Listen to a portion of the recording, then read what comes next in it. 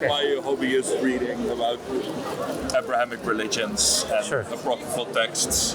I'm trying to get through it chronologically. So you're Christian? No, not exactly. Okay, I grew up in a Christian tradition. I'm mostly identify as agnostic. Sure. Mostly because there's still so much reading to do. Okay. If you're read up about it, you know that there's caves and caves of old text around the Middle East, Dead Sea Scrolls to read. Yes. I just read the Apocrypha of Joannes. Okay. I'm a bit rough on how to translate it into English, but it's a fascinating text.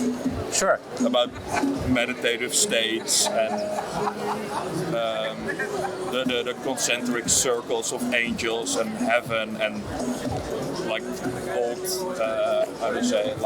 old deliberations on the structure of heaven and how to even research that. Sure. So I found it fascinating. The Quran is, of course, a lot later. Sure. So I haven't gotten to it yet. When you say you're agnostic, you mean you're agnostic about religion or you're agnostic about God's existence or both?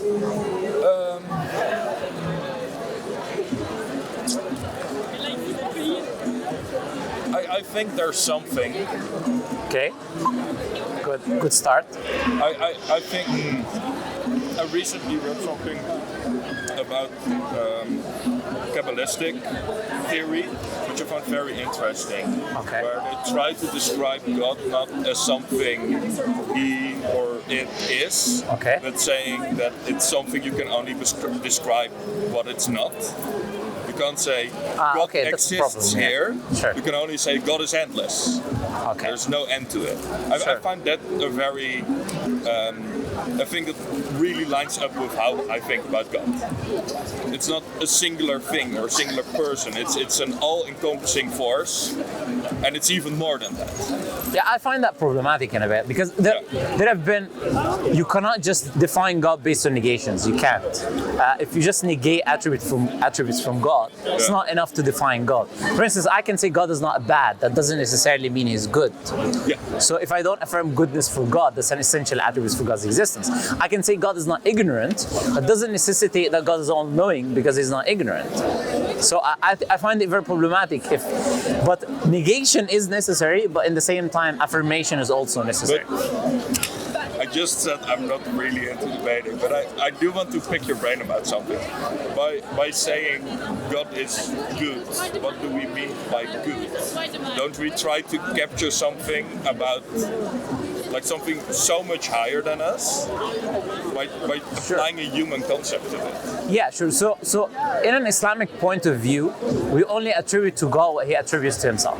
Okay. We only attribute to God what He attributes to Himself. Because Allah is the truth, for instance, one of His names, and He's the all-knowing, the most wise, all of these things.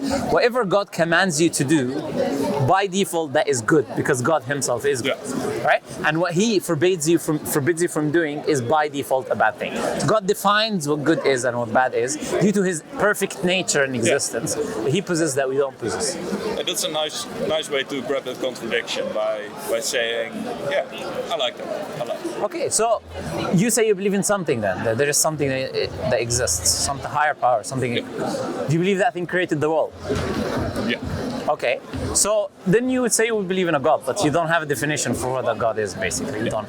Okay, so what about prophets and messengers? Like you've heard about Islam, Prophet Muhammad, you heard about Jesus, you heard about Moses, Noah, Abraham, Adam. What is your view on these Abrahamic prophets or prophets that come and say that we're coming from God to tell you your purpose in life, what you're doing here, and we're sent by the Creator, and we're bringing a form of guidance? I mean, when you create something, because that Creator created us, when we create something, even as human beings, we have, for example, a manual, right? A manual with the phone. This is how you operate the phone. You need instructions to know how to operate that thing in the best way. You can look at the guidance coming from God as a form of a manual for human beings, right? which way you view things in life, what is the good things to do, what is the bad things to avoid. Not only that, but it answers the existential questions: how we're here, who brought us here, who created all of this, and where are we going in the afterlife. So that is the point of having religious scripture and guidance: why you're created, where you're going to go in the afterlife, and what is the moral aspects of your life. So how do you view these people then? Do you believe that there's prophets that came, that brought revelation? What's your position on these things? It's a very complicated question. How do I view prophets? So would it make more sense, let me ask it this way, Yeah. would it make more sense if there's a creator that created everything, created this world, for that creator to give us guidance or not to give us guidance? Which one makes more rational sense? Oh, like I believe in the concept of a prophet, Okay, sure. if that's what you're aiming at. Yes. But who are these prophets then that you believe in? I think there are many of them. Like Like the ones I ones mentioned? from the Abrahamic, Sure. where you said. So what is a prophet to you? I also view something like the Buddha as Sure. something like a prophet. Okay, sure. I mean, wouldn't necessarily. I know that falls outside of Islam. No, in Islam, we believe there was, let's say, tens of thousands, not hundreds of thousands of prophets, right? Throughout human history. We don't have all their names.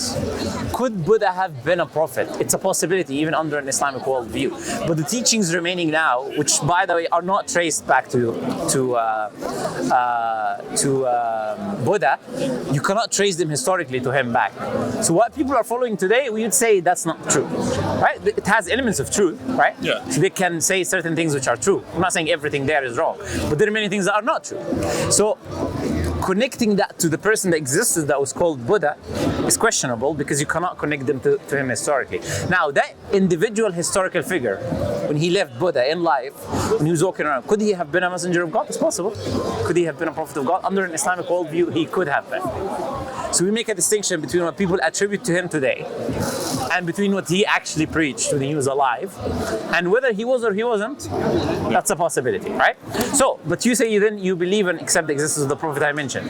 So my question is, are these prophets, this is how we define a prophet, maybe you agree or disagree, people who get direct revelation from God, and then they teach the people about God and the existence of morality and these things. Is that the same position that you're holding? Sorry. Or what is a prophet to you, basically? How do you define a prophet? How do I sound prophet? Okay. I'm still working on this, but Okay. I would say, now from the top of my head, I would say that a prophet is somebody who has revelations. And it has to be a revelation that's not in wherever they are. It's not what somebody wants to hear. Okay. A prophet Sure. is not somebody who says, "Hey, we're all doing the right thing. Sure. Just keep doing everything." Sure, so he's coming to correct something in society, basically. Yeah. Okay. It's to you say Yeah, reform issues in society, to basically. reform something. Yes, okay, I think sure. that's my definition of Sure. how I see prophets. I think, okay, that's the definition that people will agree with. If you say a prophet is someone who receives revelation from God and then he guides people, reforms the evil, bad deeds that they're doing and tells them this is wrong, do this. Because if people are already doing good, there is no point of sending a messenger to them then, obviously, right? Because they're doing good.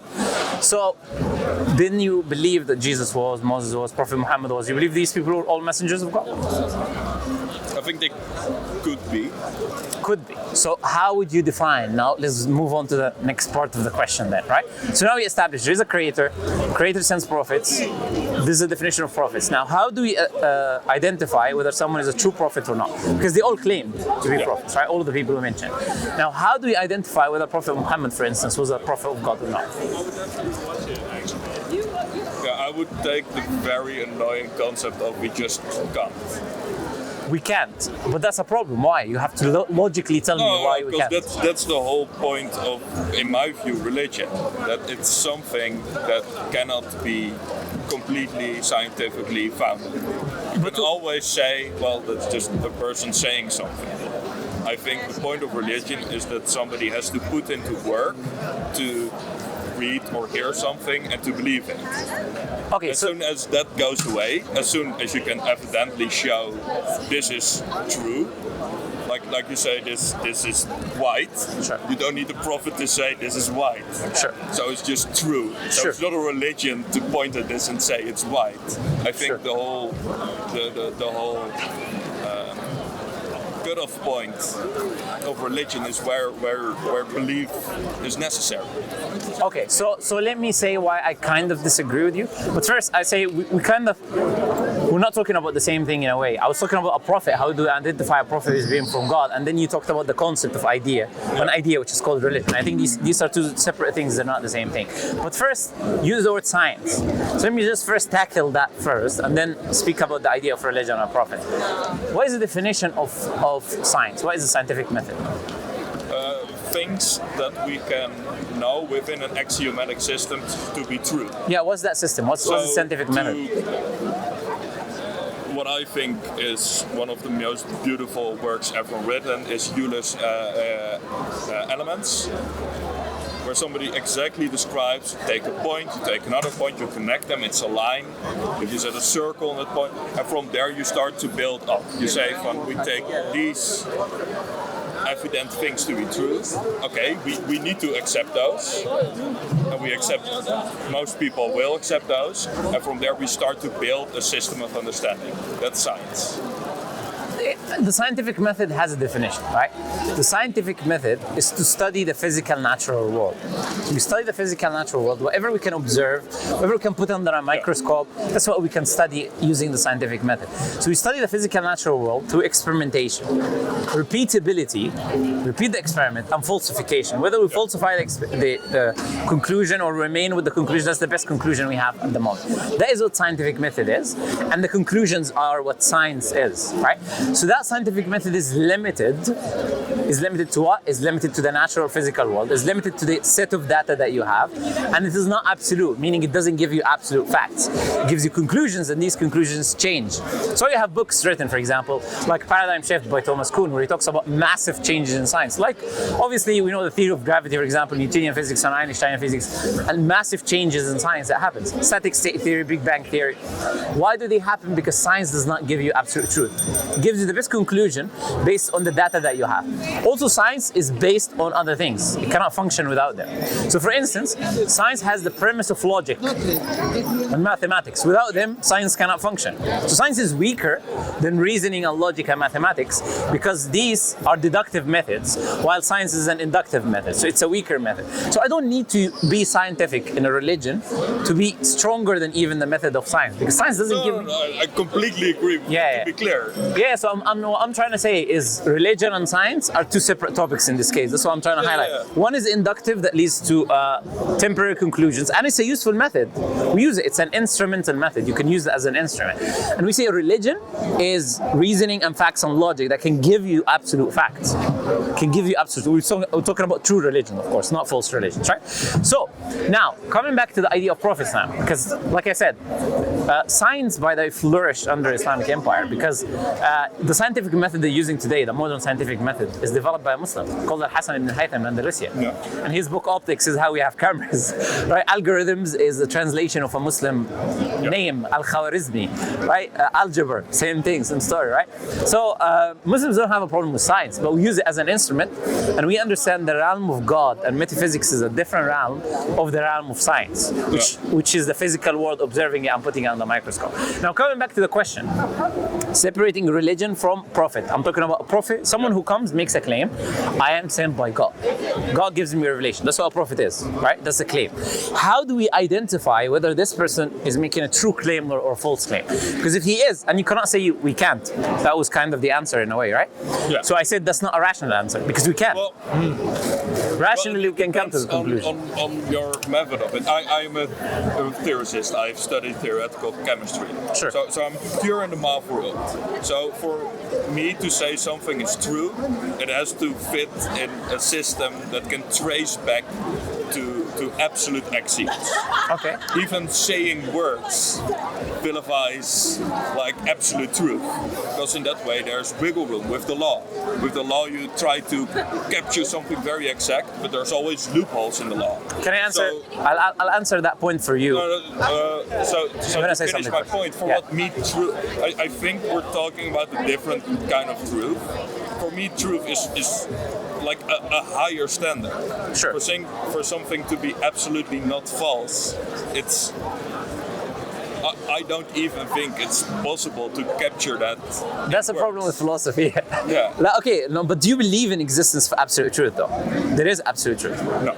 But that's a problem Well, with okay, within an axiomatic system, Yes. there can be absolute. within any system. Do you believe in our reality in existence? There is absolute truth. No. So nothing is absolutely true. No. So it's not absolutely true that you exist right now. No. So you don't exist then. Well, there's a chance of it. No.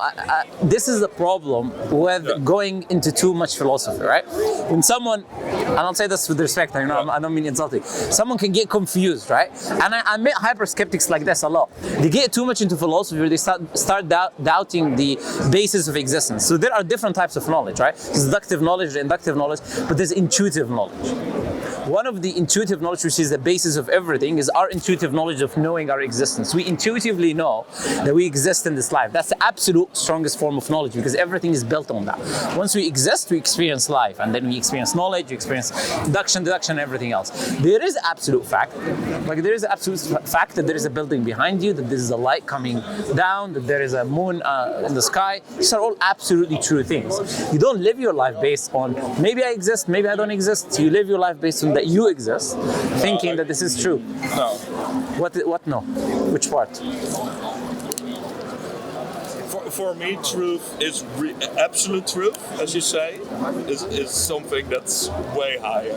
So define absolute truth. Define absolute truth. Absolute truth is something you can trace back to simple axioms. Like I say, math What does that is mean? Something like math. Something like maths, where you can trace it back to simple axioms. How do you trace back 1 + 1 to a simple axiom? Well, within mathematics, everything is built up from. It's an abstract concept. Mathematics is an abstract concept. Yeah. How do you trace it back to axioms? Okay, so are you well versed into set theory? No, I don't wanna branch too much. I don't wanna branch too much. Look, I don't. Look, I'll tell you why I don't wanna branch too much. Because as human beings, 99% of people are very basic human beings, right? They don't indulge into too much complicated concepts and theories, and they live their life and they function that way. Yeah. And so the very minority of people that do, like I said, they come to absurd conclusions sometimes. Like I give an example of denying your own existence. This whole Descartes thing of cogito, of I think therefore I am, is the same absurdity, where he was like, oh, do I exist? Do I don't exist? And then he ended up with the cogito, I think therefore I am. Yeah. He's thinking therefore there must be something in existence, therefore he exists. But at least he said that's an absolute existence, that's an absolute thing. Even to say there is no absolute truth, that's a self-defeating argument. Because the question is that statement absolutely true? No. So he's just self-defeating No, but you argument. don't need absolute truth to function. So there is absolute truth. Like, okay, No, if I was 99% sure, I'm 99.999%. No, I am a million percent sure. I won't die if I cross the street. Sorry. So I can still cross the street when the light is green, because I know, okay, there's a 99.9% I won't get hit by a car. I can function without absolute truth. No, but we're not. But why do you assume function? We're not talking about functionality. Why do you assume functionality is relevant to the existence or non-existence of absolute truth? I'm not talking about functionality now. Why are you like using a utility kind of approach to it? I'm not looking at it that way. I'm saying in reality, regardless of the fact whether you can function with it or not, in reality, is there absolute truth or not? There is.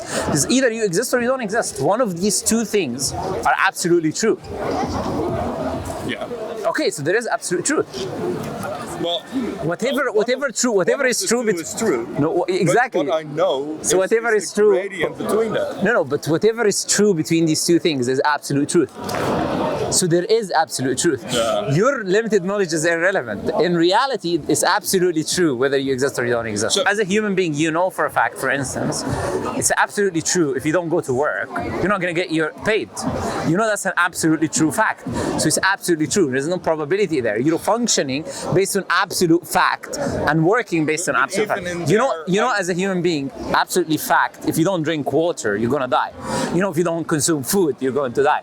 We know many things as absolutely true, and we function based on them being 100% absolutely true. We don't function based on probabilities like our particles. Now, but the point I was making, let's come back to what I think is very important. Yeah, exactly, because I want to stick on that, because these are all theoretical kind of discussions.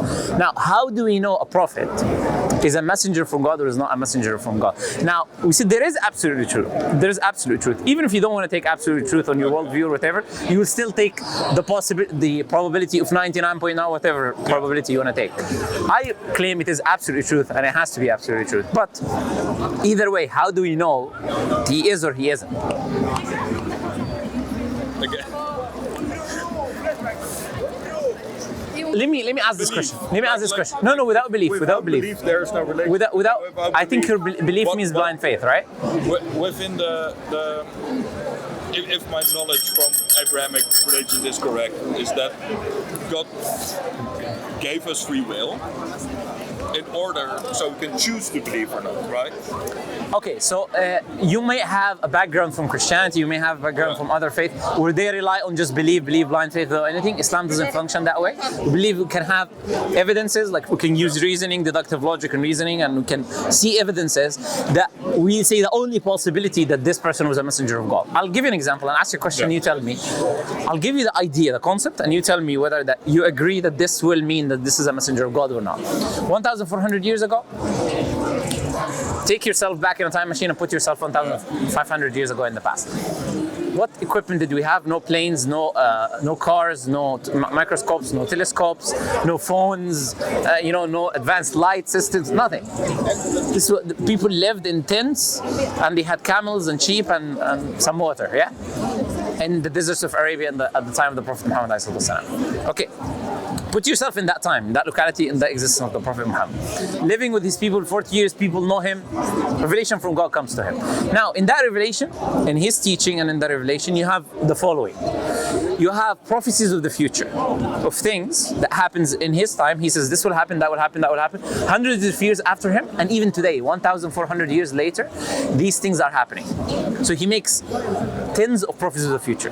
With what criteria? None of them are false, clear. Some of them are even time-bound, giving you time-specific what will happen. None of them are false, none of them are falsified, and he's known to be a true teller. So this is a criteria. He makes these prophecies, number one. Number two, he brings a book, Revelation, which has information about the natural world. It has information about cosmology, about chemistry, about biology, about hydrology, about everything. Yeah. And everything it says, not only is it true, it surpasses everything in its time. We today, with our knowledge, we start learning, okay, the Quran is right about this. We are catching up with the knowledge in a book that came 1,400 years before us, with all our advancements and equipment. He also tells you things about the past which nobody has access to. They didn't exist in previous Abrahamic text. He couldn't have access there because, for instance, the hieroglyphics was not a language that was spoken. We only discovered the Rosetta Stone like 200 years ago. We can read the hieroglyphics. So he tells you information about ancient Egyptians that nobody knew, that today we're discovering is true. Tells you information about ancient Mesopotamia and Abraham and his people that nobody knew. That today we're discovering temples buried under the sand, and we realize that what the Quran says is in line with the teachings about what these people used to do. So he's doing all of that, and then he brings a perfect system of how to live your life that surpasses everyone and everything, right? And he brings the text, the Quran, in the Arabic language that redefines the language, because in the Arabic language you have prose and poetry. The Quran has its own category. It's neither prose or poetry, and it makes a challenge for anyone to imitate it, produce a text like it. And that challenge has been here for 1,400 years. That's why all the Arabs, nobody has been able to imitate it, and they all submit to the Quran being the highest literature. Now we take all of these things into account. Is it possible for a human being to do all of that? And at the same time, he says this is from God, it's not from me. Only God knows the future, I don't know. God knows how the world is, I don't know. God knows the history, I'm not the person who does. Is it possible for a human being who lived in that time and only had access to what you can have access to in that time to bring about these things that I said, if he wasn't truly a messenger of God? And if he can, you're welcome to tell me how. I'd love to hear it. So, if somebody wrote that book and it was so clear that everybody who read it would instantly believe that he was a prophet, why would some people still dispute Sure. that he is a prophet? Sure. First, If it's absolute truth. no worries. First, let's deal with my argument and then I'll respond to your argument. Or I'll be generous and I'll even respond to what you said. But it doesn't change the fact that what I said, he has to be a prophet of God if these things are true, right? Because the argument of other people, how do you receive it, is irrelevant to the fact whether it's true or not. Why do people receive it in one way? Why do people receive it? There's many reasons. We exist in this life, according to the Islamic tradition, to be tested. This life is a test. And we as humans have desires. We're not just rational beings that are like robots, like 1 + 1 = 2. No, we have desires, we have emotions, we have other things. So for instance, some people are racist. You know, I'm not going to follow this religion of this Bedouin Arab guy or whatever. The Israelis at the time of the Prophet ﷺ rejected him because he was not from the children of Israel. That was the reasoning, right? We only follow prophets from the children of Israel, a racist reason. You had people who say, you know what, I want to go to the club on a Friday night. Today is a Friday night, I want to go to the club. I want to go to the bar, I want to be able to have intercourse with a woman whenever I want.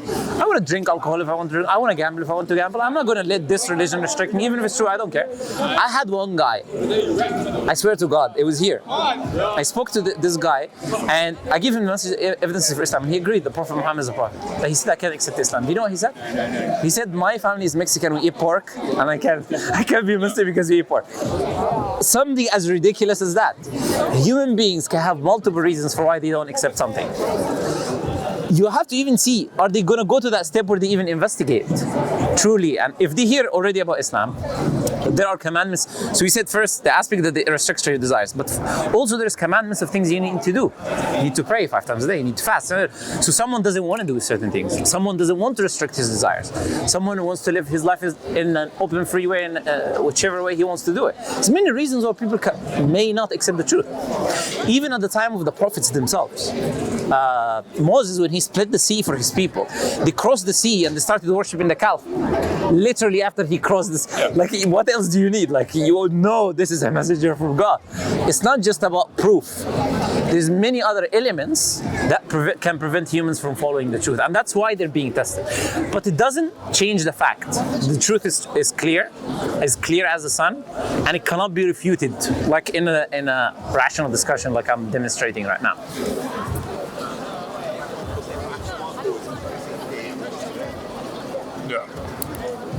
So coming back to my question, which you haven't answered. So, can he have done these things 1,400 years ago in the way that I described them if he wasn't truly a messenger from God? Yeah, in a way I don't know. If you say he can, you have to give me an alternative explanation. That's how logic works. If I say this is not the case, I have to give because of X. But like, if you're not giving a reason, then you're just avoiding truth. The fact that you believe in absolute truth, and I don't. No, that's with absolute truth or without absolute truth, you're just avoiding the truth now, with all due respect. Because with absolute truth or without absolute truth, you still have to give me a rational explanation. How is he possibly able to do this if he isn't a messenger of God? There has to be a logical, rational explanation for you to provide if you reject the conclusion that he himself claimed, which was that he was a messenger of God. This is what he said. If you want to say, no, this is false, you have to give us an alternative. So obviously I first have to read it. Yeah, but assuming everything I said is true, which is. Okay, so everything he wrote is true, I can accept that.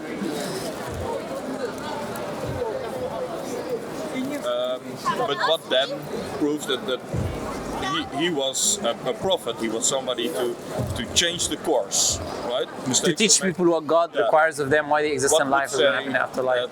In the meantime, between Muhammad and now, we haven't missed the prophet. Because that prophet is going to tell you from God what you're going to miss, what you haven't missed, what will happen in the future. He's going to tell you all of that because he's sent by God. Yeah. So Prophet Muhammad already told us that he was the last and final messenger sent by God, and that's why that message and this evidence has been preserved. Allah, you know, the Quran, unlike any other religious scripture, is memorized by millions of people, word for word, letter for letter. We have this tradition.